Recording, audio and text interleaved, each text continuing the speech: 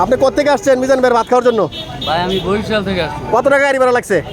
আমার আপ ডাউনে 900 টাকা চাই। 900 টাকা দিয়ে 100 টাকার খাবার খেলেন। খাবারের স্বাদ কেমন? খাবারের স্বাদ ভাই ভালো ভালো, আলহামদুলিল্লাহ। আলহামদুলিল্লাহ। আপনি তো ভাই সব খেয়ে লাইছেন, অনেকে তো একটু একটু রাখে হালাই দেয়। খাবারের মান কেমন হয়েছে, স্বাদ কেমন? এই জন্য সব খেয়ে লাইছেন, স্বাদ মনে হয় ভালো হয়েছে। আরেকটু নেবেন নাকি?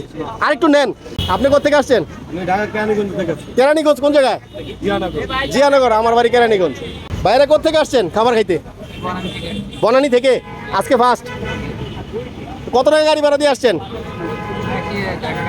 400 টাকা। খাবারের স্বাদ কেমন? যাক আলহামদুলিল্লাহ। খাইতে আসছি মানিকগঞ্জ থেকে। মানিকগঞ্জ।